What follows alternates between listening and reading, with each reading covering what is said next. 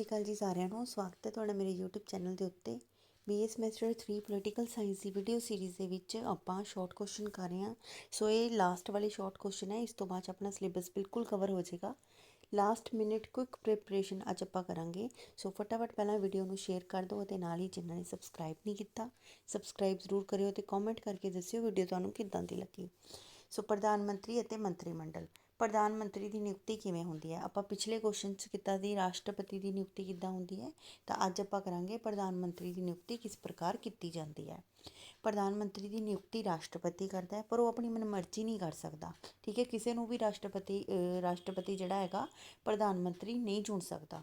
ਤਾਂ ਪ੍ਰਧਾਨ ਮੰਤਰੀ ਚੁਣਨ ਲਈ ਜਿਹੜਾ ਹੈਗਾ ਉਹ ਜਿਸ ਦਲ ਨੂੰ ਲੋਕ ਸਭਾ ਦੇ ਵਿੱਚ ਬਹੁਮਤ ਪ੍ਰਾਪਤ ਹੋਵੇ, ਮਤਲਬ ਬਹੁਤ ਜ਼ਿਆਦਾ ਵੋਟਾਂ ਦੇ ਨਾਲ ਉਹ ਦਲ ਜਿੱਤਿਆ ਹੋਵੇ, ਉਸੇ ਨੂੰ ਹੀ ਜਿਹੜਾ ਹੈਗਾ ਇਹ ਪ੍ਰਧਾਨ ਮੰਤਰੀ ਬਣਾਉਂਦਾ ਅਤੇ ਸਰਕਾਰ ਚਲਾਉਣ ਦਾ ਸੱਦਾ ਦਿੰਦਾ ਵੀ ਤੂੰ ਸਰਕਾਰ ਚਲਾਉਣੀ ਹੈ। ਠੀਕ ਹੈ, ਜੇ ਕਿਸੇ ਸਿਆਸੀ ਦਲ ਨੂੰ ਲੋਕ ਸਭਾ ਵਿੱਚ ਸਪਸ਼ਟ ਬਹੁਮਤ ਨਾ ਪ੍ਰਾਪਤ ਹੋਵੇ, ਠੀਕ ਹੈ, ਸਪਸ਼ਟ ਬਹੁਮਤ ਨਾ ਪ੍ਰਾਪਤ ਹੋਵੇ ਤਾਂ ਵੀ ਰਾਸ਼ਟਰਪਤੀ ਨੂੰ ਇਸ ਬਾਰੇ ਮੁਕੰਮਲ ਆਜ਼ਾਦੀ ਨਹੀਂ ਮਿਲਦੀ, ਸਗੋਂ ਬਹੁਤ ਡਿਫਿਕਲਟੀ ਦਾ ਸਾਹਮਣਾ ਕਰਨਾ ਪੈਂਦਾ ਹੈ। ਅਤੇ ਅਜਿਹੀ ਅਦਾਲਤ ਵਿੱਚ ਰਾਸ਼ਟਰਪਤੀ ਜਿਹੜਾ ਹੈ ਉਹ ਉਸ ਵਿਅਕਤੀ ਨੂੰ ਪ੍ਰਧਾਨ ਮੰਤਰੀ ਨਿਯੁਕਤ ਕਰਦਾ ਹੈ ਜਿਸ ਦੇ ਵਿੱਚ ਲੋਕ ਸਭਾ ਦੇ ਬਹੁਮਤ ਮੈਂਬਰਾਂ ਦਾ ਸਮਰਥਨ। ਸੋ ਜੋ ਅਗਰ ਤਾਂ ਸਪਸ਼ਟ ਬਹੁਮਤ ਨਹੀਂ ਹੈ, ਠੀਕ ਹੈ, ਅਤੇ ਬਹੁਤ ਜ਼ਿਆਦਾ ਡਿਫਿਕਲਟੀ ਆ ਰਹੀ ਹੈ ਚੁਣਨ ਦੇ ਵਿੱਚ ਪ੍ਰਧਾਨ ਮੰਤਰੀ, ਤਾਂ ਜਿੰਨੇ ਵੀ ਲੋਕ ਸਭਾ ਦੇ ਮੈਂਬਰ ਨੇ ਜਿਸ ਬੰਦੇ ਨੂੰ ਬਹੁਮਤ ਦਿੰਦੇ ਨੇ ਕਿ ਇਸ ਨੂੰ ਸਾਡਾ ਜਿਹੜਾ ਹੈਗਾ ਚੁਣੋ ਤੁਸੀਂ, ਤਾਂ ਉਸ ਨੂੰ ਚੁਣ ਲੈਂਦਾ ਹੈ। ਲੇਕਿਨ ਇਹਦੀ ਆਪਣੀ ਕੋਈ ਮਰਜ਼ੀ ਨਹੀਂ ਹੁੰਦੀ। ਸਿਰਫ ਜਿਹੜਾ ਵੋਟਾਂ 'ਚ ਜਿੱਤਿਆ ਹੋਇਆ ਜਿਹੜੀ ਵੀ ਪਾਰਟੀ ਹੈ ਨਾ, ਜਿਵੇਂ ਮੋਦੀ ਪਾਰਟੀ ਦੇ ਵਿੱਚੋਂ ਆਪਣੀ 'ਚੋਂ ਜਿੱਤੇ ਸੀਗੇ, ਠੀਕ ਹੈ, ਤਾਂ ਮੋਦੀ ਨੂੰ ਜਿਹੜਾ ਸੀਗਾ ਸਰਕਾਰ ਚਲਾਉਣ ਦਾ ਜਿਹੜਾ ਸੀਗਾ ਨਿਯੁਕਤ ਕੀਤਾ ਗਿਆ ਸੀ ਉਸ ਦੇ ਲਈ। ਠੀਕ ਹੈ, ਤਾਂ ਜਿਸ ਪਾਰਟੀ ਨੂੰ ਬਹੁਮਤ ਹੈ, ਜਿਵੇਂ ਮੋਦੀ ਦੀ ਪਾਰਟੀ ਨੂੰ ਬਹੁਮਤ ਸੀ, ਤਾਂ ਉਹਨਾਂ ਨੂੰ ਹੀ ਜਿਹੜਾ ਸੀਗਾ ਬਿਠਾਇਆ ਗਿਆ ਗੱਦੀ ਦੇ ਉੱਤੇ। ਅਦਰਵਾਈਜ਼ ਜਿਹੜੇ ਹੈਗੇ ਹੋਰ ਛੋਟੇ ਛੋਟੇ ਗਰੁੱਪਸ ਨੂੰ, ਦਲਾਂ ਨੂੰ ਨਹੀਂ ਬਣਾਇਆ ਗਿਆ। ਠੀਕ ਹੈ, ਪ੍ਰਧਾਨ ਮੰਤਰੀ ਮੰਤਰੀ ਮੰਡਲ ਰੂਪੀ ਮਹਿਰਾਬ ਦਾ ਨੀਂਹ ਪੱਥਰ ਹੈ। ਤਾਂ ਪ੍ਰਧਾਨ ਮੰਤਰੀ ਮੰਤਰੀ ਮੰਡਲ ਦਾ ਨੇਤਾ ਹੁੰਦਾ ਹੈ, ਉਹੀ ਜਿਹੜਾ ਹੈ ਮੰਤਰੀ ਮੰਡਲ ਬਣਾਉਂਦਾ ਹੈ ਅਤੇ ਤੋੜਦਾ ਹੈ। ਦੇਖੋ ਆਪਾਂ ਨੇ ਪਿੱਛੇ ਵੀ ਪੜ੍ਹਿਆ ਸੀ ਕਿ ਉਸਨੇ ਜਿਹੜੇ ਹੈਗੇ ਆਪਣੇ ਮੰਤਰੀ ਚੇਂਜ ਕੀਤੇ ਨੇ ਪ੍ਰਧਾਨ ਮੰਤਰੀ ਨੇ, ਹੈ ਨਾ। ਤਾਂ ਕਿਸੇ ਨੂੰ ਵੀ ਉਹ ਪ੍ਰਧਾਨ ਮੰਤਰੀ ਜਿਹੜਾ ਹੈਗਾ ਆਪਣਾ ਉਹ ਮੰਤਰੀ ਨਿਯੁਕਤ ਕਰ ਸਕਦਾ, ਕਿਸੇ ਵੀ ਕੋਈ ਵੀ ਵਿਭਾਗ ਉਸ ਤੋਂ ਲੈ ਸਕਦਾ, ਕੋਈ ਵੀ ਵਿਭਾਗ ਉਸ ਤੋਂ ਜਿਹੜਾ ਹੈ ਖੋਹ ਸਕਦਾ। ਤਾਂ ਰਾਸ਼ਟਰਪਤੀ ਜਿਹੜਾ ਹੈ ਪ੍ਰਧਾਨ ਮੰਤਰੀ ਦੀ ਸਲਾਹ ਦੇ ਨਾਲ ਮੰਤਰੀਆਂ ਦੀ ਨਿਯੁਕਤੀ ਕਰਦਾ। ਠੀਕ ਹੈ, ਲੇਕਿਨ ਮੇਨ ਜਿਹੜਾ ਹੁੰਦਾ ਪ੍ਰਧਾਨ ਮੰਤਰੀ ਹੀ ਸਿਫਾਰਿਸ਼ ਕਰਦਾ ਕਿ ਇਸ ਨੂੰ ਜਿਹੜਾ ਹੈ ਮੰਤਰੀ ਇਸ ਅਹੁਦੇ 'ਤੇ ਰੱਖਣਾ ਚਾਹੀਦਾ। ਠੀਕ ਹੈ, ਤਾਂ ਪ੍ਰਧਾਨ ਮੰਤਰੀ ਆਪਣੇ ਸਾਥੀਆਂ ਨੂੰ ਚੁਣਦਾ ਹੀ ਨਹੀਂ, ਸਗੋਂ ਉਹਨਾਂ ਨੂੰ ਵਿਭਾਗਾਂ ਦੀ ਵੰਡ ਵੀ ਕਰਦਾ। ਠੀਕ ਹੈ, ਆਪਣੇ ਜਦੋਂ ਦੇਖੋ ਫੋਰ ਐਗਜ਼ਾਮਪਲ ਰਾਸ਼ਟਰਪਤੀ ਹੈ ਜਿਹੜਾ ਉਹ ਪ੍ਰਧਾਨ ਮੰਤਰੀ ਨੂੰ ਚੁਣੇਗਾ ਜਿਸ ਪਾਰਟੀ ਦੇ ਜਿਹੜੀ ਪਾਰਟੀ ਜਿੱਤੀ ਹੈ। ਠੀਕ ਹੈ, ਪਾਰਟੀ ਜਿੱਤ ਕੇ ਪ੍ਰਧਾਨ ਮੰਤਰੀ ਚੁਣ ਲਿਆ। ਅਗਰ ਸਪਸ਼ਟ ਨਹੀਂ ਹੈਗੀ ਇਹ ਚੀਜ਼ ਕਿ ਹਾਂ ਵੀ ਵੋਟਾਂ ਦੇ ਵਿੱਚ ਸਪਸ਼ਟ ਸਮਰਥਨ ਨਹੀਂ ਮਿਲਿਆ, ਤਾਂ ਉਹ ਕੀ ਕਰਦਾ ਲੋਕ ਸਭਾ ਦੇ ਮੈਂਬਰਾਂ ਤੋਂ ਜਿਹੜਾ ਹੈਗਾ ਉਹ ਮੀਟਿੰਗ ਬੁਲਾਉਂਦਾ ਅਤੇ ਉਹਦੇ ਵਿੱਚ ਜਿਹੜਾ ਹੈਗਾ ਸਮਰਥਨ ਪ੍ਰਾਪਤ ਕਰਾਉਂਦਾ ਕਿ ਕਿਸ ਨੂੰ ਜਿਹੜਾ ਹੈ ਪ੍ਰਧਾਨ ਮੰਤਰੀ ਬਣਾਇਆ ਜਾਵੇ। ਚਲੋ ਪ੍ਰਧਾਨ ਮੰਤਰੀ ਵੀ ਬਣ ਗਿਆ। ਜਦੋਂ ਪ੍ਰਧਾਨ ਮੰਤਰੀ ਆ ਗਿਆ ਤਾਂ ਦੋਨੋਂ ਜਿਹੜੇ ਹੈਗੇ ਨੇ ਸਲਾਹ ਕਰਦੇ ਨੇ, ਅਤੇ ਜਿਹੜਾ ਪ੍ਰਧਾਨ ਮੰਤਰੀ ਹੁੰਦਾ ਆਪਣੇ ਮੰਤਰੀ ਚੁਣਦਾ ਕਿ ਮੇਰੇ ਅੰਡਰ ਕਿਹੜੇ ਮੰਤਰੀ ਜਿਹੜੇ ਨੇ ਕੰਮ ਕਰਨਗੇ ਮੰਤਰੀ ਪਰਿਸ਼ਦ ਦੇ ਵਿੱਚ। ਤਾਂ ਹਰੇਕ ਵਿਭਾਗ ਦਾ ਜਿਹੜਾ ਹੁੰਦਾ ਇੱਕ ਮੰਤਰੀ ਬਣਾਇਆ ਜਾਂਦਾ। ਕਿਸੇ ਕੋਲੇ ਕੋਈ ਵਿਭਾਗ ਆਉਂਦਾ, ਕਿਸੇ ਕੋਲੇ ਕੋਈ ਵਿਭਾਗ ਆਉਂਦਾ, ਤਾਂ ਉਸਨੂੰ ਜੋ ਵਧੀਆ ਲੱਗਦਾ ਕਿ ਹਾਂ ਇਹ ਬੰਦਾ ਇਸ ਚੀਜ਼ 'ਚ ਕੈਪੇਬਲ ਹੈ, ਤਾਂ ਉਸੇ ਨੂੰ ਉਹ ਡਿਪਾਰਟਮੈਂਟ ਸੌਂਪਿਆ ਜਾਂਦਾ। ਇਸ ਦੇ ਵਿੱਚ ਵੀ ਉਹ ਰਾਸ਼ਟਰਪਤੀ ਦੀ ਸਲਾਹ ਲੈਂਦਾ ਅਤੇ ਰਾਸ਼ਟਰਪਤੀ ਜਿਹੜਾ ਹੈਗਾ ਉਹ ਪ੍ਰਧਾਨ ਮੰਤਰੀ, ਮਤਲਬ ਦੋਨੋਂ ਮਿਲ ਜੁਲ ਕੇ ਮਿਲੀ ਭਗਤ ਦੇ ਨਾਲ ਇਹ ਸਾਰੇ ਕੰਮ ਕਰਦੇ ਨੇ। ਪ੍ਰਧਾਨ ਮੰਤਰੀ ਮੰਤਰੀ ਮੰਡਲ ਦਾ ਸਭਾਪਤੀ ਹੁੰਦਾ ਅਤੇ ਜਿੰਨੇ ਵੀ ਬਹੁਤ ਹੀ ਜ਼ਿਆਦਾ ਹਾਈ ਸੈਂਸੀਟਿਵ ਜਿਹੜੇ ਮੈਟਰਸ ਹੁੰਦੇ ਨੇ ਉਹ ਸਾਰੇ ਪ੍ਰਧਾਨ ਮੰਤਰੀ ਕੋਲੇ ਹੁੰਦੇ ਨੇ। ਜਿੰਨੇ ਵੀ ਹਾਈ ਸੈਂਸੀਟਿਵ ਅੱਗੇ ਵਿਭਾਗ ਹੁੰਦੇ ਨੇ ਬਹੁਤ, ਉਹ ਵੀ ਜਿਹੜੇ ਹੁੰਦੇ ਨੇ ਪ੍ਰਧਾਨ ਮੰਤਰੀ ਕੋਲੇ ਹੁੰਦੇ ਨੇ। ਤਾਂ ਪ੍ਰਧਾਨ ਮੰਤਰੀ ਦੀ ਸਲਾਹ 'ਤੇ ਰਾਸ਼ਟਰਪਤੀ ਜਿਹੜਾ ਹੈਗਾ ਮੰਤਰੀਆਂ ਨੂੰ ਅਹੁਦੇ ਤੋਂ ਲਾ ਸਕਦਾ ਹੈ। ਠੀਕ ਹੈ, ਪ੍ਰਧਾਨ ਮੰਤਰੀ ਦੀਆਂ ਸ਼ਕਤੀਆਂ ਦੀ ਚਰਚਾ ਕਰੋ ਤਾਂ ਪ੍ਰਧਾਨ ਮੰਤਰੀ ਕੋਲੇ ਸ਼ਕਤੀਆਂ ਕੀ ਨੇ ਕਿ ਇਹ ਪਰਿਸ਼ਦ ਦਾ ਨਿਰਮਾਣ ਕਰਦਾ, ਮੰਤਰੀ ਪਰਿਸ਼ਦ ਦਾ, ਅਤੇ ਸੂਚੀ ਤਿਆਰ ਕਰਕੇ ਇੱਕ ਲਿਸਟ ਤਿਆਰ ਕਰਕੇ ਰਾਸ਼ਟਰਪਤੀ ਨੂੰ ਭੇਜਦਾ ਹੈ ਅਤੇ ਰਾਸ਼ਟਰਪਤੀ ਮਨਜ਼ੂਰੀ ਦੇ ਦਿੰਦਾ ਹੈ। ਠੀਕ ਹੈ, ਵਿਭਾਗਾਂ ਦੀ ਵੰਡ, ਸਗੋਂ ਇਹ ਆਪਣੇ ਵਿਭਾਗਾਂ ਦੀ ਵੰਡ ਵੀ ਕਰਦਾ ਹੈਗਾ ਜਿਹੜੇ ਵੀ ਮੰਤਰੀ ਚੁਣਦਾ। ਸੋ ਜਿਹੜੇ ਵੀ ਇਹ ਮੰਤਰੀ ਚੁਣੇਗਾ ਉਹਨਾਂ ਨੂੰ ਉਹਨਾਂ ਦੇ ਅਕੋਰਡਿੰਗ ਜਿਹੜਾ ਹੈ ਪੋਟੈਂਸ਼ੀਅਲਟੀ ਦੇ ਅਕੋਰਡਿੰਗ, ਉਹਨਾਂ ਦੀ ਸਮਰੱਥਾ ਦੇ ਅਕੋਰਡਿੰਗ ਜਿਹੜਾ ਹੈਗਾ ਵਿਭਾਗਾਂ ਦੀ ਵੰਡ ਕਰਵਾਉਂਦਾ। ਤਾਂ ਇੱਦਾਂ ਨਹੀਂ ਹੈਗਾ ਕਿ ਮਨਮਰਜ਼ੀ ਦੀ ਜਿਹੜੀ ਹੈਗੀ ਬਹੁਤ ਵਧੀਆ ਵਧੀਆ ਮਹਿਕਮੇ ਇਹ ਆਪਣੇ ਰਿਸ਼ਤੇਦਾਰਾਂ ਨੂੰ ਦੇ ਦੂਗਾ ਜਾਂ ਆਪਣੇ ਫੇਵਰੇਟ ਮੰਤਰੀਆਂ ਨੂੰ ਦੇ ਦੂਗਾ, ਨਹੀਂ, ਇੱਦਾਂ ਇਹ ਨਹੀਂ ਕਰ ਸਕਦਾ। ਤਾਂ ਜਿਹੜਾ ਵੀ ਮੰਤਰੀ ਇਸ ਨੂੰ ਲੱਗਦਾ ਵੀ ਫਲਾਣੀ ਜਗ੍ਹਾ 'ਤੇ ਇਸਨੇ ਇਸ ਜਗ੍ਹਾ ਇਸ ਚੀਜ਼ ਦੇ ਲਈ ਕੰਮ ਕੀਤਾ ਸੀ, ਤਾਂ ਉਸ ਦੇ ਅਕੋਰਡਿੰਗ ਉਸੇ ਚੀਜ਼ ਦੇ ਵਿੱਚ ਉਸਨੂੰ ਕੰਮ ਦਿੱਤਾ ਜਾਂਦਾ। ਠੀਕ ਹੈ, ਪ੍ਰਧਾਨ ਮੰਤਰੀ ਮੰਤਰੀ ਮੰਡਲ ਦਾ ਸਭਾਪਤੀ ਹੁੰਦਾ ਹੈ, ਠੀਕ ਹੈ। ਕੈਬਨਿਟ ਦੀਆਂ ਮੀਟਿੰਗਸ ਦੀ ਪ੍ਰਧਾਨਗੀ ਕਰਦਾ ਹੈ, ਕਾਰਜਸੂਚੀ ਤਿਆਰ ਕਰਦਾ ਹੈ ਅਤੇ ਜਿੰਨੀ ਵੀ ਮੀਟਿੰਗਸ 'ਚ ਬਹਿਸ ਹੁੰਦੀ ਹੈ ਉਸ 'ਤੇ ਕੰਟਰੋਲ ਰੱਖਦਾ ਹੈ। ਤਾਂ ਮੇਨਲੀ ਫੈਸਲੇ ਪ੍ਰਧਾਨ ਮੰਤਰੀ ਹੀ ਲੈਂਦਾ ਹੈ। ਲੋਕ ਸਭਾ ਨੂੰ ਭੰਗ ਕਰ ਸਕਦਾ ਹੈ, ਠੀਕ ਹੈ, ਰਾਸ਼ਟਰਪਤੀ ਦੀ ਸਲਾਹ ਦੇ ਉੱਤੇ। ਕੀ ਪ੍ਰਧਾਨ ਮੰਤਰੀ ਤਾਨਾਸ਼ਾਹ ਬਣ ਸਕਦਾ? ਹੁਣ ਆਪਾਂ ਰਾਸ਼ਟਰਪਤੀ ਵਾਲੇ 'ਚ ਵੀ ਇਹ ਕੁਐਸਚਨ ਕੀਤਾ ਸੀ ਕਿ ਹਾਂ ਵੀ ਤਾਨਾਸ਼ਾਹ ਸਿਰਫ ਉਹ ਐਮਰਜੈਂਸੀ 'ਚ ਬਣ ਸਕਦਾ, ਲੇਕਿਨ ਫਿਰ ਵੀ ਜਦੋਂ ਤੱਕ ਮੰਤਰੀ ਪਰਿਸ਼ਦ ਨਹੀਂ ਕਹਿੰਦੇ ਹੈਗੇ ਕਿ ਇਸ ਨੂੰ ਤੂੰ ਐਮਰਜੈਂਸੀ ਰਾਜ ਲਾਗੂ ਕਰ, ਜਦੋਂ ਤੱਕ ਇਹ ਜਿਹੜਾ ਰਾਸ਼ਟਰਪਤੀ ਹੈ ਐਮਰਜੈਂਸੀ ਰਾਜ ਲਾਗੂ ਨਹੀਂ ਕਰ ਸਕਦਾ। ਇੱਦਾਂ ਹੀ ਪ੍ਰਧਾਨ ਮੰਤਰੀ ਵੀ ਜਿਹੜਾ ਹੈਗਾ ਤਾਨਾਸ਼ਾਹ ਨਹੀਂ ਬਣ ਸਕਦਾ। ਇਹ ਦੋਨੋਂ ਹੀ ਤਾਨਾਸ਼ਾਹ ਨਹੀਂ ਬਣ ਸਕਦੇ। ਤਾਂ ਦੋਨੋਂ ਜਿਹੜੇ ਨੇ ਇੱਕ ਦੂਜੇ ਦੀਆਂ ਸ਼ਕਤੀਆਂ ਜਿਹੜੀਆਂ ਨੇ ਉਸਦੇ ਕਰਕੇ ਇਹ ਬੰਧਨ 'ਚ ਬੰਧੇ ਹੋਏ ਨੇ। ਤਾਂ ਆਪਣੇ ਸੰਵਿਧਾਨਕਾਰਾਂ ਨੇ ਬਹੁਤ ਵਧੀਆ ਜਿਹੜੇ ਤਰੀਕੇ ਨਾਲ ਸੰਵਿਧਾਨ ਬਣਾਇਆ ਹੈ, ਜਿਸ ਦੇ ਵਿੱਚ ਇਹਨਾਂ ਨੇ ਰਾਸ਼ਟਰਪਤੀ ਵੀ ਰੱਖਿਆ ਅਤੇ ਪ੍ਰਧਾਨ ਮੰਤਰੀ ਵੀ ਰੱਖਿਆ। ਲੇਕਿਨ ਬਹੁਤ ਸਾਰੇ ਦੇਸ਼ਾਂ ਦੇ ਵਿੱਚ ਇਕੱਲਾ ਜਿਹੜਾ ਹੈਗਾ ਰਾਸ਼ਟਰਪਤੀ ਹੈ ਅਤੇ ਬਹੁਤ ਸਾਰੇ ਦੇਸ਼ਾਂ ਦੇ ਵਿੱਚ ਇਕੱਲਾ ਪ੍ਰਧਾਨ ਮੰਤਰੀ ਹੈ, ਉੱਥੇ ਰਾਸ਼ਟਰਪਤੀ ਨਹੀਂ ਹੈ। ਲੇਕਿਨ ਆਪਣੇ ਇੱਥੇ ਦੋਨੋਂ ਨੇ, ਤਾਂ ਕਿ ਕੋਈ ਵੀ ਦੋਨਾਂ 'ਚੋਂ ਤਾਨਾਸ਼ਾਹੀ ਨਾ ਕਰ ਸਕੇ। ਪ੍ਰਧਾਨ ਮੰਤਰੀ ਦੀਆਂ ਅਸਾਧਾਰਨ ਸ਼ਕਤੀਆਂ ਨੇ, ਬਹੁਤ ਜ਼ਿਆਦਾ ਸ਼ਕਤੀਆਂ ਨੇ, ਪਰ ਕਹਿੰਦੇ ਕੁਝ ਲੋਕ ਕਹਿੰਦੇ ਨੇ ਤਾਨਾਸ਼ਾਹ ਬਣ ਸਕਦਾ। ਤਾਂ ਇਹ ਤਾਨਾਸ਼ਾਹੀ ਨਹੀਂ ਬਣ ਸਕਦਾ, ਠੀਕ ਹੈ। ਕਿਉਂ ਨਹੀਂ ਬਣ ਸਕਦਾ? ਕਿਉਂਕਿ ਉਸ 'ਤੇ ਰੋਕਾਂ ਨੇ। ਪ੍ਰਧਾਨ ਮੰਤਰੀ ਸੰਸਦ ਦੇ ਪ੍ਰਤੀ ਉੱਤਰਦਾਈ ਹੁੰਦਾ ਹੈ। ਸੰਸਦ ਪ੍ਰਧਾਨ ਮੰਤਰੀ ਨੂੰ ਨਿਰੰਕੁਸ਼ ਬਣਨ ਤੋਂ ਰੋਕਦੀ ਹੈ, ਕਿਉਂਕਿ ਮੰਤਰੀ ਮੰਡਲ ਐਵੇਂ ਤਾਂ ਨਹੀਂ ਹੈਗੇ, ਮੰਤਰੀ ਮੰਡਲ ਵੀ ਇਹਨੂੰ ਸਲਾਹ ਦਿੰਦੇ, ਚੰਗੇ ਮਾੜਾ ਕਰਨ ਤੋਂ ਰੋਕਦੇ ਨੇ। ਪ੍ਰਧਾਨ ਮੰਤਰੀ ਜਨਮਤ ਦੇ ਵਿਰੁੱਧ ਨਹੀਂ ਜਾ ਸਕਦਾ, ਤਾਂ ਇਹ ਜਨਮਤ ਦੇ ਉੱਤੇ, ਠੀਕ ਹੈ, ਪਬਲਿਕ ਓਪੀਨੀਅਨ ਦੇ ਅਕੋਰਡਿੰਗ ਹੀ ਜਾਂਦਾ ਹੈ ਅਤੇ ਪਬਲਿਕ ਨੂੰ ਸਾਹਮਣੇ ਰੱਖ ਕੇ ਹੀ ਇਸ ਨੂੰ ਸਰਕਾਰ ਚਲਾਉਣੀ ਪੈਂਦੀ ਹੈ। ਵਿਰੋਧੀ ਪਾਰਟੀ ਦਾ ਵੀ ਧਿਆਨ ਰੱਖਣਾ ਪੈਂਦਾ ਹੈ। ਵਿਰੋਧੀ ਪ੍ਰਧਾਨ ਮੰਤਰੀ ਦੀ ਆਲੋਚਨਾ ਕਰਕੇ ਉਸ ਨੂੰ ਨਿਰੰਕੁਸ਼ ਨਹੀਂ ਬਣਾਉਣ ਦਿੰਦੇ।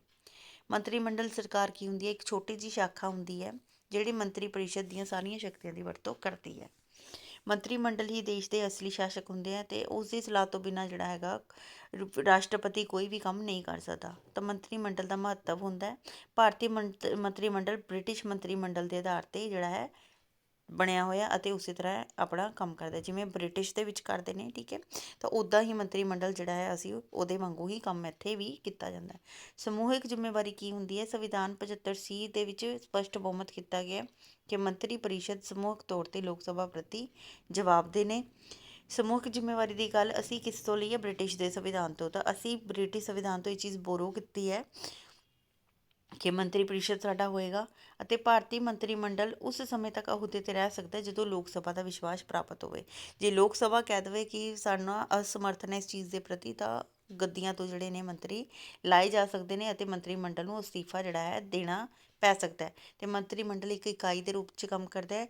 ਅਗਰ ਜੇਕਰ ਲੋਕ ਸਭਾ ਕਿਸੇ ਵੀ ਮੰਤਰੀ ਦੇ ਵਿਰੁੱਧ ਅਵਿਸ਼ਵਾਸ ਦਾ ਮਤਾ ਪਾਸ ਕਰਦੇ ਕਿ ਸਾਨੂੰ ਇਹ ਮੰਤਰੀ ਵਧੀਆ ਕੰਮ ਨਹੀਂ ਕਰ ਰਿਹਾ, ਸਾਨੂੰ ਨਹੀਂ ਇਹ ਚਾਹੀਦਾ ਇੱਥੇ, ਤਾਂ ਉਸਨੂੰ ਅਸਤੀਫਾ ਜਿਹੜਾ ਹੈ ਦੇਣਾ ਪੈਂਦਾ।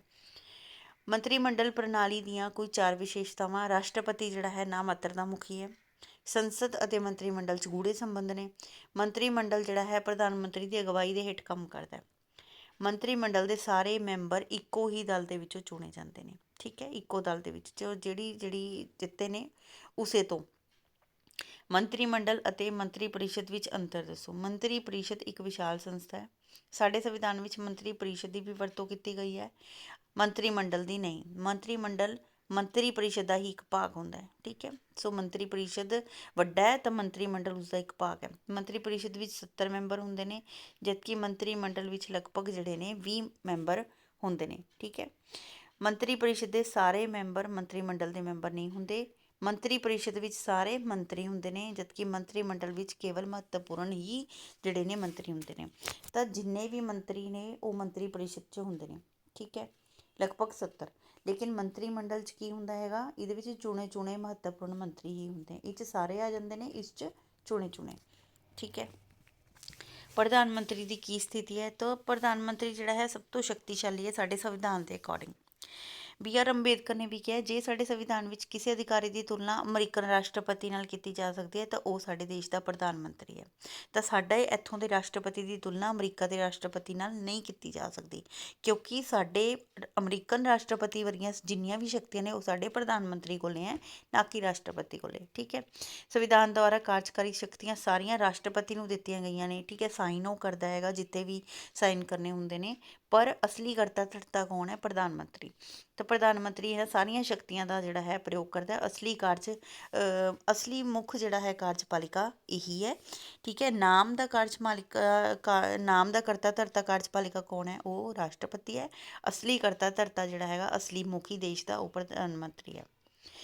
ਸੋ ਪ੍ਰਧਾਨ ਮੰਤਰੀ ਜਿਹੜਾ ਹੈ ਹੋਰ ਮੰਤਰੀਆਂ ਵਿੱਚ ਉਵੇਂ ਦਾ ਦਿਖਦਾ ਸਾਨੂੰ ਜਿਵੇਂ ਸਿਤਾਰਿਆਂ 'ਚ ਚੰਦਰਮਾ ਹੁੰਦਾ। ਤਾਂ ਪ੍ਰਧਾਨ ਮੰਤਰੀ ਚੰਦਰਮਾ ਹੁੰਦਾ ਅਤੇ ਬਾਕੀ ਦੇ ਮੰਤਰੀ ਉਸਦੇ ਸਿਤਾਰਿਆਂ ਵਾਂਗੂ ਕੰਮ ਕਰਦੇ ਹਨ।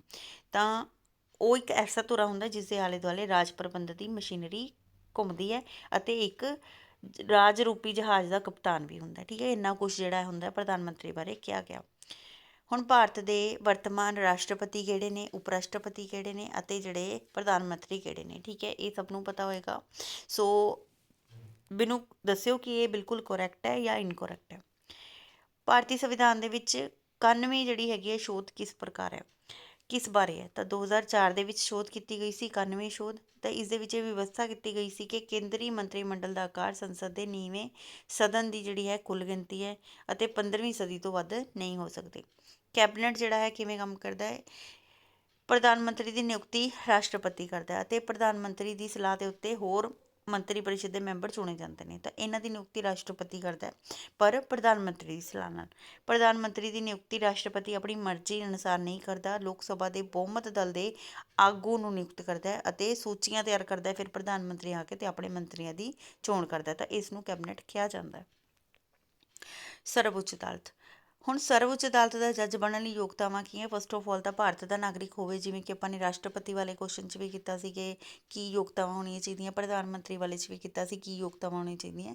ਤਾਂ ਫਸਟ ਆਫ ਆਲ ਭਾਰਤ ਦਾ ਨਾਗਰਿਕ ਹੋਵੇ ਅਤੇ ਘੱਟੋ ਘੱਟ 5 ਸਾਲ ਤੱਕ ਇੱਕ ਜਾਂ ਇੱਕ ਤੋਂ ਵੱਧ ਹਾਈ ਕੋਰਟਾਂ ਵਿੱਚ ਜੱਜ ਰਹਿ ਚੁੱਕਿਆ ਹੋਵੇ। 10 ਸਾਲ ਤੱਕ ਹਾਈ ਕੋਰਟ ਦਾ ਐਡਵੋਕੇਟ ਰਹਿ ਚੁੱਕਿਆ ਹੋਵੇ। ਰਾਸ਼ਟਰਪਤੀਆਂ ਦੀਆਂ ਨਜ਼ਰਾਂ ਦੇ ਵਿੱਚ ਜਿਹੜਾ ਹੈ ਉਹ ਪ੍ਰਸਿੱਧ ਕਾਨੂੰਨ ਮਾਹਰ ਹੋਵੇ। ਮਤਲਬ ਅੱਛਾ ਜਿਹੜਾ ਹੈ ਕਾਨੂੰਨੀ ਵਕੀਲ ਹੋਣਾ ਚਾਹੀਦਾ ਹੈਗਾ ਜਾਂ ਐਡਵੋਕੇਟ ਹੋਣਾ ਚਾਹੀਦਾ। ਸਰਵਉੱਚ ਅਦਾਲਤ ਦਾ ਮੁੱਢਲਾ ਖੇਤਰ ਜਿਹੜਾ ਹੈ, ਦੱਸੋ, ਇਹ ਕੁਐਸਚਨ ਇੰਪੋਰਟੈਂਟ ਨਹੀਂ ਹੈ। ਸਰਵਉੱਚ ਅਦਾਲਤ ਦੇ ਅਧਿਕਾਰ ਖੇਤਰ ਦਾ ਹੈ ਵਰਣਨ ਕਰੋ। ਤਾਂ ਮੁੱਢਲਾ ਅਧਿਕਾਰ ਖੇਤਰ ਹੈ ਕਿ ਸਰਵਉੱਚ ਅਦਾਲਤ ਨੂੰ ਕੁਝ ਮੁਕੱਦਮਿਆਂ ਵਿੱਚ ਮੁੱਢਲਾ ਅਧਿਕਾਰ ਹੈ। ਕੁਝ ਮੁਕੱਦਮੇ ਐਸੇ ਨੇ ਜਿਹੜੇ ਡਾਇਰੈਕਟ ਇਹਦੇ ਕੋਲ ਜਾਂਦੇ ਨੇ।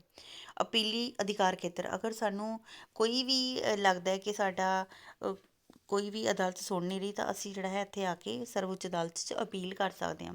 ਸਲਾਹਕਾਰੀ ਅਧਿਕਾਰ ਖੇਤਰ ਹੈ, ਅਗਰ ਕੋਈ ਰਾਸ਼ਟਰਪਤੀ ਕਿਸੇ ਜਨਤਕ ਮਹੱਤਤਾ ਦੇ ਵਿਸ਼ੇ, ਮਤਲਬ ਕੋਈ ਵੀ ਪਬਲਿਕ ਵੈਲਫੇਅਰ ਦੇ ਮਤੇ ਦੇ ਉੱਤੇ ਕੋਈ ਵੀ ਸੰਵਿਧਾਨ ਦੇ ਵਿੱਚ ਅਗਰ ਅਮੈਂਡਮੈਂਟ ਕਰਾਉਣੀ ਚਾਹੁੰਦੀ ਹੈ ਤਾਂ ਉਹ ਸਲਾਹ ਲੈ ਸਕਦਾ ਹੈ। ਠੀਕ ਹੈ, ਜਾਂ ਵੈਸੇ ਰਾਸ਼ਟਰਪਤੀ ਤਾਂ ਨਹੀਂ ਸਲਾਹ ਉਹ ਕਰ ਸਕਦਾ, ਲੇਕਿਨ ਫਿਰ ਵੀ ਜਿਹੜਾ ਹੈਗਾ ਇਹ ਆਪਸ ਦੇ ਵਿੱਚ ਮਸ਼ਵਰਾ ਕਰ ਸਕਦੇ ਨੇ। ਅਤੇ ਸਰਵਉੱਚ ਅਦਾਲਤ ਦੀ ਸਲਾਹ ਨੂੰ ਪ੍ਰਵਾਨ ਕਰਨਾ ਵੀ ਜਿਹੜਾ ਹੈਗਾ ਇਹ ਰਾਸ਼ਟਰਪਤੀ ਲਈ ਜ਼ਰੂਰੀ ਨਹੀਂ ਹੁੰਦਾ ਕਿ ਸਰਵਉੱਚ ਅਦਾਲਤ ਦੀ ਸਲਾਹ ਨੂੰ ਮੰਨੇ ਜਾਂ ਨਾ ਮੰਨੇ। ਸਰਵਉੱਚ ਅਦਾਲਤ ਭਾਰਤੀ ਸੰਵਿਧਾਨ ਦੀ ਰੱਖਿਅਕ ਹੈ। ਹਾਂਜੀ, ਬਿਲਕੁਲ ਹੈਗੀ ਹੈ, ਕਿਉਂਕਿ ਸੰਵਿਧਾਨ ਜਿਹੜਾ ਹੈ ਸਭ ਤੋਂ ਉੱਚਾ ਹੈ। ਕੋਈ ਵੀ ਵਿਅਕਤੀ, ਕੋਈ ਵੀ ਸਰਕਾਰੀ ਕਰਮਚਾਰੀ ਇਸ ਤੋਂ ਵਿਰੁੱਧ ਨਹੀਂ ਜਾ ਸਕਦਾ। ਸਰਵਉੱਚ ਅਦਾਲਤ ਦਾ ਪਰਮ ਕਰਤੱਵ ਹੈਗਾ ਕਿ ਇਹ ਜਿਹੜੀ ਹੈਗੀ ਹੈ ਸੰਵਿਧਾਨ ਦੀ ਰੱਖਿਆ ਕਰੇ ਅਤੇ ਜਿੰਨੇ ਵੀ ਸਰਵਉੱਚ ਅਦਾਲਤ ਨੂੰ ਵਿਧਾਨ ਮੰਡਲ ਦੁਆਰਾ ਬਣਾਏ ਗਏ ਕਾਨੂੰਨ, ਕਾਰਜਪਾਲਿਕਾ ਦੁਆਰਾ ਜਾਰੀ ਕੀਤੇ ਗਏ ਅਧਿਆਦੇਸ਼, ਜੁਡੀਸ਼ੀਅਲ ਰਿਵਿਊ ਨੇ, ਉਹਨਾਂ ਦਾ ਅਧਿਕਾਰ ਪ੍ਰਾਪਤ ਹੈ। ਤਾਂ ਸਰਵਉੱਚ ਅਦਾਲਤ ਇਸ ਗੱਲ ਦੀ ਜਾਂਚ ਪੜਤਾਲ ਕਰਦੀ ਹੈ, ਨਿਰਣਾ ਕਰ ਸਕਦੀ ਹੈ ਕਿ ਕਿਹੜੀ ਚੀਜ਼ ਸੰਵਿਧਾਨ ਦੇ ਬਰਖਲਾਫ ਹੈ। ਤਾਂ ਅਗਰ ਉਸਨੂੰ ਲੱਗਦਾ ਹੈਗਾ ਸਰਵਉੱਚ ਅਦਾਲਤ ਨੂੰ ਕਿ ਇਹ ਚੀਜ਼ ਸੰਵਿਧਾਨ ਦੀ ਉਲੰਘਣਾ ਦੇ ਵਿਰੁੱਧ ਹੋਈ ਹੈ ਤਾਂ ਉਸਨੂੰ ਅਸੰਵਿਧਾਨਿਕ ਘੋਸ਼ਿਤ ਕੀਤਾ ਜਾ ਸਕਦਾ ਹੈ। ਤਾਂ ਹੁਣੇ ਪਿੱਛੇ ਜੇ 2-3 ਸਾਲ ਪਹਿਲਾਂ ਇੱਕ ਐਸਾ ਕੇਸ ਆਇਆ ਸੀਗਾ ਜਿਹਦੇ ਵਿੱਚ ਰਾਸ਼ਟਰਪਤੀ ਨੇ ਉਹ ਚੀਜ਼ ਬਿੱਲ ਪਾਸ ਕਰਤੇ ਸੀਗੇ, ਲੇਕਿਨ ਜਿਹੜਾ ਹੈ ਸੰਵਿਧਾਨ ਦੇ ਅਕੋਰਡਿੰਗ ਜਿਹੜਾ ਸੀ ਸਰਵਉੱਚ ਅਦਾਲਤ ਨੇ ਉਸਨੂੰ ਜਿਹੜਾ ਸੀਗਾ ਰਿਜੈਕਟ ਕਰਤਾ ਸੀਗਾ। ਠੀਕ ਹੈ, ਜਦੋਂ ਇਸਦੀ ਰਿਵਿਊ ਕੀਤੀ ਗਈ। ਤਾਂ ਉਹ ਕਿਹੜਾ ਬਿੱਲ ਸੀਗਾ? ਠੀਕ ਹੈ, ਕਮੈਂਟ ਕਰਕੇ ਜ਼ਰੂਰ ਦੱਸਿਓ। ਸਰਵਉੱਚ ਅਦਾਲਤ ਦੀ ਬਣਤਰ। ਸਰਵਉੱਚ ਅਦਾਲਤ ਦੀ ਜਿਹੜੀ ਬਣਤਰ ਹੁੰਦੀ ਹੈ, ਇੱਕ ਮੁੱਖ ਜੱਜ ਹੁੰਦਾ, ਕੁਝ ਦੂਜੇ ਮੁੱਖ ਜੱਜ ਹੁੰਦੇ ਨੇ।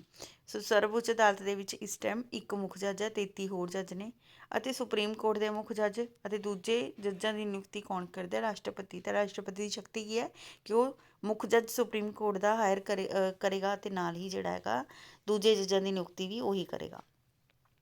ਸੋ ਅਜਿਹਾ ਕਰਦੇ ਸਮੇਂ ਸੁਪਰੀਮ ਕੋਰਟ ਅਤੇ ਰਾਜਕੋਟਾਂ ਦੇ ਅਜਿਹੇ ਜੱਜਾਂ ਤੋਂ ਸਲਾਹ ਲੈਂਦਾ ਜਿਹੜੇ ਬਹੁਤ ਹੀ ਜ਼ਿਆਦਾ ਐਕਸਪੀਰੀਅੰਸਡ ਨੇ। ਠੀਕ ਹੈ, ਉਹਨਾਂ ਦੀ ਸਲਾਹ ਲੈ ਕੇ ਹੀ ਰਾਸ਼ਟਰਪਤੀ ਜਿਹੜੇ ਨਵੇਂ ਜੱਜ ਨੇ ਉਹਨਾਂ ਦੀ ਨਿਯੁਕਤੀ ਕਰਦਾ।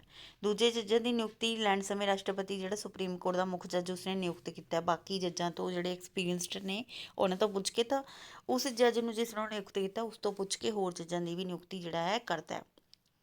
ਸਰਵਉੱਚ ਅਦਾਲਤ ਦੇ ਸਲਾਹਕਾਰੀ ਕੰਮ। ਤਾਂ ਸਰਵਉੱਚ ਅਦਾਲਤ ਜਿਹੜੀ ਹੈ ਅਨੁਛੇਦ 143 ਦੇ ਅਨੁਸਾਰ ਰਾਸ਼ਟਰਪਤੀ ਨੂੰ ਇਹ ਅਧਿਕਾਰ ਦਿੱਤਾ ਗਿਆ ਹੈ ਕਿ ਉਹ ਕਿਸੇ ਵੀ ਸਰਵਜਨਕ ਮਹੱਤਵ ਦੇ ਵਿਸ਼ੇ ਤੇ ਸਰਵਉੱਚ ਅਦਾਲਤ ਨਾਲ ਸਲਾਹ ਕਰ ਸਕਦਾ ਹੈ। ਪਰ ਇਸ ਅਨੁਛੇਦ ਦੇ ਅਨੁਸਾਰ ਅਦਾਲਤ ਲਈ ਇਹ ਜ਼ਰੂਰੀ ਨਹੀਂ ਕਿ ਉਹ ਰਾਸ਼ਟਰਪਤੀ ਨੂੰ ਸਲਾਹ ਦੇਵੇ ਅਤੇ ਨਾ ਹੀ ਰਾਸ਼ਟਰਪਤੀ ਲਈ ਜ਼ਰੂਰੀ ਹੈ ਕਿ ਉਹ ਉਸਦੀ ਸਲਾਹ ਦੇ ਅਕੋਰਡਿੰਗ ਚੱਲੇ। ਸਰਵਉੱਚ ਅਦਾਲਤ ਨੇ ਬਹੁਤ ਮਹੱਤਵਪੂਰਨ ਮਾਮਲਿਆਂ ਦੇ ਉੱਤੇ ਰਾਸ਼ਟਰਪਤੀ ਨੂੰ ਸਲਾਹ ਦਿੱਤੀ ਹੈ ਅਤੇ ਉਦਾਹਰਨ ਦੇ ਲਈ ਰਾਸ਼ਟਰਪਤੀ ਨੇ ਸਭ ਤੋਂ ਪਹਿਲਾਂ 1951 ਦੇ ਦੇਸੀ ਰਿਆਸਤਾਂ ਨੂੰ ਭਾਰਤੀ ਸੰਘ ਦੇ ਵਿੱਚ ਸ਼ਾਮਿਲ ਹੋਣ ਦੀ ਸਲਾਹ ਵੀ ਮੰਗੀ ਸੀ।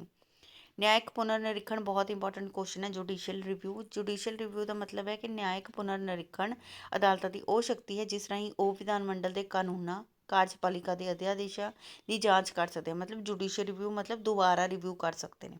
ਠੀਕ ਹੈ। ਜੇ ਕਾਨੂੰਨ ਜਾਂ ਅਧਿਆਦੇਸ਼ ਸੰਵਿਧਾਨ ਦੇ ਅਕੋਰਡਿੰਗ ਨਹੀਂ ਹੈਗੇ ਤਾਂ ਉਸਨੂੰ ਅਸੰਵਿਧਾਨਿਕ ਕਰਾਰ ਦਿੱਤਾ ਜਾ ਸਕਦਾ ਹੈ ਅਤੇ ਉਹਨਾਂ ਧਾਰਾਵਾਂ ਨੂੰ ਗੈਰ ਕਾਨੂੰਨੀ ਜਿਹੜਾ ਹੈਗਾ ਕਰਾਰ ਦਿੱਤਾ ਜਾ ਸਕਦਾ ਹੈ ਜੋ ਕਿ ਸੰਵਿਧਾਨ ਦੇ ਉਲਟ ਨੇ। ਤਾਂ ਇਸ ਨੂੰ ਜਿਹੜਾ ਹੈਗਾ ਜੁਡੀਸ਼ੀਅਲ ਰਿਵਿਊ ਕਿਹਾ ਜਾਂਦਾ ਹੈ। ਸੋ ਜੁਡੀਸ਼ੀਅਲ ਰਿਵਿਊ ਦੀ ਸ਼ਕਤੀ ਜਿਹੜੀ ਹੈਗੀ ਸਰਵਉੱਚ ਅਦਾਲਤ ਦੀ ਉਹ ਕਿਵੇਂ ਦੀ ਹੈ? ਸੰਵਿਧਾਨ ਦੀ ਸੁਰੱਖਿਆ, ਸੰਵਿਧਾਨ ਦੀ ਅੰਤਮ ਵਿਆਖਿਆ ਕਰਨ ਵਾਲੀ ਸੰਸਥਾ ਹੈਗੀ ਹੈ ਸਰਵਉੱਚ ਅਦਾਲਤ। ਤਾਂ ਇਸ ਦੇ ਕੋਲੇ ਜੁਡੀਸ਼ੀਅਲ ਰਿਵਿਊ ਵਾਲੀ ਸ਼ਕਤੀ ਹੈ। ਜੇ ਕੋਈ ਨਾਗਰਿਕ ਸਮਝਦਾ ਹੈ ਕਿ ਕੇਂਦਰ ਸਰਕਾਰ ਦੇ ਵੱਲੋਂ ਜਾਂ ਫਿਰ ਰਾਜ ਸਰਕਾਰ ਦੇ ਵੱਲੋਂ ਬਣਾਇਆ ਗਿਆ ਕੋਈ ਵੀ ਕਾਨੂੰਨ ਸੰਵਿਧਾਨ ਦੇ ਵਿਰੁੱਧ ਹੈ ਤਾਂ ਉਹ ਸਰਵਉੱਚ ਅਦਾਲਤ 'ਚ ਜਾ ਕੇ ਬੇਨਤੀ ਕਰਦਾ ਹੈ ਅਤੇ ਸਰਵਉੱਚ ਅਦਾਲਤ ਜਿਹੜੀ ਹੈਗੀ ਆ ਉਸਦਾ ਜੁਡੀਸ਼ੀਅਲ ਰਿਵਿਊ ਕਰਦੀ ਹੈ ਕਿ ਇਹ ਚੀਜ਼ ਸਹੀ ਹੈ ਜਾਂ ਨਹੀਂ ਹੈ। ਅਗਰ ਐਸਾ ਕੁਛ ਸੰਵਿਧਾਨ ਦੇ ਵਿਰੁੱਧ ਹੁੰਦਾ ਤਾਂ ਉਸਨੂੰ ਗੈਰ ਕਾਨੂੰਨੀ ਜਿਹੜਾ ਹੈ ਉਹ ਗੈਰ ਕਾਨੂੰਨੀ ਕਰਾਰ ਦਿੱਤਾ ਜਾ ਸਕਦਾ ਹੈ।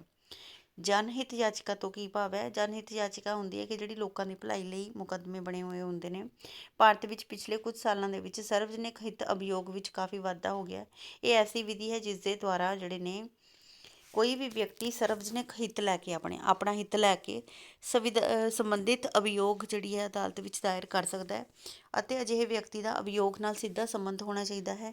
ਕੋਈ ਵੀ ਅਨਿਆਂ ਹੋ ਰਿਹਾ ਕਿਸੇ ਦੇ ਨਾਲ ਉਹ ਅਦਾਲਤ ਦੇ ਵਿੱਚ ਜਾ ਸਕਦਾ ਹੈ। ਨਿਆਇਕ ਐਕਟਿਵਿਜ਼ਮ ਦੇ ਉੱਤੇ ਨੋਟ ਲਿਖੋ। ਨਿਆਇਕ ਕਿਰਿਆਸ਼ੀਲਤਾ। ਸੋ ਭਾਰਤੀ ਸੰਵਿਧਾਨ ਦੇ ਅਧੀਨ ਸੁਤੰਤਰ ਨਿਆਂਪਾਲਿਕਾ ਦੀ ਵਿਵਸਥਾ ਕੀਤੀ ਗਈ ਹੈ। ਠੀਕ ਹੈ। ਸੁਤੰਤਰ ਹੈ ਆਪਣੀ ਨਿਆਂਪਾਲਿਕਾ ਤਾਂ ਕਿ ਜੱਜ ਨਿਰਪੱਖ ਰਹਿਣ, ਨਿਡਰ ਹੋ ਕੇ ਫੈਸਲਾ ਕਰਨ। ਇਹਨਾਂ 'ਤੇ ਕੋਈ ਵੀ ਲੀਡਰ ਜਿਹੜਾ ਹੈ ਉਹ ਆਪਣੀ ਧੌਂਸ ਨਹੀਂ ਦੇ ਸਕਦਾ। ਠੀਕ ਹੈ। ਸੁਪਰੀਮ ਕੋਰਟ ਦੇ ਜੱਜਾਂ ਦੇ ਉੱਤੇ ਜਾਂ ਦੂਸਰੇ ਜੱਜਾਂ ਦੇ ਉੱਤੇ। ਤਾਂ ਪਰੰਤੂ ਚੰਗੀ ਨਿਆਂ ਵਿਵਸਥਾ ਲਈ ਜ਼ਰੂਰੀ ਹੈ ਕਿ ਨਿਆਂ ਨਿਰਪੱਖ ਹੋਵੇ, ਬਹੁਤ ਜਲਦੀ ਹੋਵੇ, ਆਸਾਨ ਹੋਵੇ ਅਤੇ ਘੱਟ ਖਰਚੀਲਾ ਹੋਵੇ। ਪਰ ਭਾਰਤ ਦੇ ਸੰਵਿਧਾਨ ਦੇ ਵਿੱਚ ਜਿਹੜਾ ਹੈ ਨਿਆਂ ਵਿਵਸਥਾ ਐਸਾ ਹੈ ਜਿਹੜਾ ਕਿ ਬਹੁਤ ਮਹਿੰਗਾ ਹੈ। ਹੁਣ ਦੇਖੋ ਸੁਪਰੀਮ ਕੋਰਟ 'ਚ ਇੰਨੇ ਜ਼ਿਆਦਾ ਕੇਸਿਸ ਪੈਂਡਿੰਗ ਪਏ ਨੇ ਅਤੇ ਇਸ ਕਰਕੇ ਜਿਹੜਾ ਹੈ ਇਹ ਸਾਰੀਆਂ ਚੀਜ਼ਾਂ ਬਹੁਤ ਹੀ ਜ਼ਿਆਦਾ ਹੋ ਰਹੀਆਂ ਨੇ। ਸਰਵਉੱਚ ਅਦਾਲਤ ਨੇ ਵੀ ਇਹ ਮੰਨ ਲਿਆ ਕਿ ਨਿਆਂ ਵਿਵਸਥਾ ਨੂੰ ਆਮ ਜਨਤਾ ਦੇ ਜੀਵਨ ਦੀ ਹਾਲਤ ਨੂੰ ਸੁਧਾਰਨ ਲਈ ਮੌਲਿਕ ਅਧਿਕਾਰ ਦਿਵਾਉਣ ਲਈ ਅਤੇ ਇਹ ਚੀਜ਼ਾਂ ਜਿਹੜੀਆਂ ਨੇ ਕਾਰਜਸ਼ੀਲ ਭਾਗੀਦਾਰ ਜਿਹੜਾ ਹੈ ਬਣ ਜਾਣਾ ਚਾਹੀਦਾ ਹੈ ਕਿਉਂਕਿ ਆਪਣਾ ਜਿਹੜਾ ਨਿਆਂ ਹੈ ਬਹੁਤ ਮਹਿੰਗਾ ਹੈ ਅਤੇ ਬਹੁਤ ਲੇਟ ਹੁੰਦਾ ਅਤੇ ਬਹੁਤ ਸਾਰੇ ਪੈਂਡਿੰਗ ਕੇਸਿਸ ਹੈ। ਕੁਝ ਪੈਂਡਿੰਗ ਕੇਸ ਐਸੇ ਹੈ ਕਿ ਇੱਕ ਲੜਕੀ ਦਾ ਮਤਲਬ ਕਿ ਬਹੁਤ ਜ਼ਿਆਦਾ ਪਹਿਲਾਂ ਅੱਜ ਤੋਂ 30 ਸਾਲ ਪਹਿਲਾਂ ਰੇਪ ਹੋਇਆ ਅਤੇ ਉਸਨੂੰ ਜਿਹੜਾ ਹੈ ਉਸਨੂੰ ਵਿਚਾਰੀ ਨੂੰ ਨਿਆਂ ਤਦ ਮਿਲਿਆ ਜਦੋਂ ਉਸਦੀ ਡੈਥ ਹੋ ਚੁੱਕੀ ਸੀ। ਮਤਲਬ ਇੰਨੀ ਦੇਰ ਦੀ ਗੱਲ ਹੋ ਗਈ ਹੈ। ਤਾਂ ਮਤਲਬ ਬਹੁਤ ਸਾਰੇ ਪੈਂਡਿੰਗ ਕੇਸ ਐਸੇ ਪਏ ਨੇ ਜਿਨ੍ਹਾਂ ਦੇ ਉੱਤੇ ਕੋਈ ਵੀ ਕਾਰਵਾਈ ਨਹੀਂ, ਕੋਈ ਵੀ ਸੁਣਵਾਈ ਨਹੀਂ। ਤਾਂ ਅਦਾਲਤ ਨੇ ਵੀ ਇਸ ਚੀਜ਼ ਨੂੰ ਮਾਨਤਾ ਦਿੱਤੀ ਹੈਗੀ ਹੈ ਕਿ ਇਹ ਜਲਦੀ ਤੋਂ ਜਲਦੀ ਹੈ ਕਿ ਤੁਹਾਨੂੰ ਨਿਆਂ ਦਿਵਾਉਣ ਦੀ ਜਿਹੜੀ ਹੈ ਕੋਸ਼ਿਸ਼ ਕੀਤੀ ਜਾਏਗੀ। ਸੋ ਸਰਵਉੱਚ ਅਦਾਲਤ ਦੇ ਜੱਜ ਦੀ ਮੁੱਖ ਤਨਖਾਹ। ਠੀਕ ਹੈ। ਕੌਮੈਂਟ ਕਰਕੇ ਦੱਸਿਓ। ਇੱਥੇ ਇਹਨਾਂ ਨੇ 2,80,000 ਰੁਪਏ ਦਿੱਤੀ ਹੈ। ਠੀਕ ਹੈ। ਜਿਹੜਾ ਮੇਨ ਜੱਜ ਹੈ, ਜਿਹੜੇ ਦੂਜੇ ਜੱਜ ਨੇ ਉਹ 2,50,000 ਰੁਪਏ ਤਨਖਾਹ ਇਹਨਾਂ ਨੂੰ ਮਿਲਦੀ ਹੈ। ਸੁਪਰੀਮ ਕੋਰਟ ਦੇ ਜੱਜਾਂ ਨੂੰ ਉਹਨਾਂ ਦੇ ਪਦ ਤੋਂ ਕਿਵੇਂ ਹਟਾਇਆ ਜਾ ਸਕਦਾ ਹੈ? ਸੋ ਮਹਾਦੋਸ਼ ਦਾ ਮੁਕੱਦਮਾ ਲਗਾ ਕੇ ਜਿਹੜਾ ਹੈ ਇਹਨਾਂ ਨੂੰ ਹਟਾਇਆ ਜਾ ਸਕਦਾ ਹੈ। ਜੱਜਾਂ ਨੂੰ ਅਯੋਗ ਹੋਣ 'ਤੇ, ਭ੍ਰਿਸ਼ਟ ਹੋਣ 'ਤੇ ਇਹਨਾਂ ਦੀ ਪਦਵੀ ਤੋਂ ਹਟਾਇਆ ਜਾ ਸਕਦਾ ਹੈ। ਲੇਕਿਨ ਥੋੜ੍ਹਾ ਜਿਹਾ ਟਿਪੀਕਲ ਹੈ, ਜਿਵੇਂ ਰਾਸ਼ਟਰਪਤੀ ਦਾ ਬਹੁਤ ਜ਼ਿਆਦਾ ਪਦਵੀ ਤੋਂ ਹਟਾਉਣਾ ਡਿਫੀਕਲਟ ਹੈ ਉੱਦਾਂ ਹੀ ਇਹਨਾਂ ਨੂੰ ਵੀ ਹਟਾਉਣਾ ਬਹੁਤ ਹੀ ਜ਼ਿਆਦਾ ਡਿਫੀਕਲਟ ਹੈ। ਤਾਂ ਸੰਸਦ ਦੇ ਦੋਵੇਂ ਸਦਨ ਵੱਖਰੇ ਵੱਖਰੇ ਬੈਠ ਕੇ ਆਪਣੇ ਮੈਂਬਰਾਂ ਤੋਂ ਸਪਸ਼ਟ ਬਹੁਮਤ ਲੈਂਦੇ ਨੇ। ਹਾਜ਼ਰ ਮੈਂਬਰਾਂ ਦੇ ਬਹੁਮਤ ਦੇ ਨਾਲ ਕਿਸੇ ਵੀ ਜੱਜ ਨੂੰ ਪਦਵੀ ਤੋਂ ਹਟਾਏ ਜਾਣ ਦਾ ਮਤਾ ਪਾਸ ਕਰ ਦਿੱਤਾ ਜਾਂਦਾ ਹੈ। ਅਗਰ ਦੋਨੋਂ ਸਦਨਾਂ 'ਚੋਂ ਇਹ ਪਾਸ ਹੋ ਜਾਂਦਾ ਹੈ ਤਾਂ ਅਜਿਹਾ ਮਤਾ ਰਾਸ਼ਟਰਪਤੀ ਜਿਹੜਾ ਹੈ ਇਸ ਸਲਾਹ 'ਤੇ ਵਿਚਾਰ ਕਰਕੇ ਫਟਾਫਟ ਜਿਹੜਾ ਹੈਗਾ ਉਸਨੂੰ ਉੱਥੋਂ ਦੀ ਜਿਹੜਾ ਹੈਗਾ ਫਾਇਰ ਕਰ ਦੇਗਾ। ਠੀਕ ਹੈ। ਪਦਵੀ ਤੋਂ ਹਟਾ ਦੇਵੇਗਾ। ਸੋ ਇਹ ਸੀ ਅੱਜ ਦਾ ਵੀਡੀਓ। ਹੋਪ ਤੁਹਾਨੂੰ ਪਸੰਦ ਆਇਆ ਹੋਵੇਗਾ। ਮਿਲਦੇ ਨਵੇਂ ਵੀਡੀਓ ਦੇ ਨਾਲ।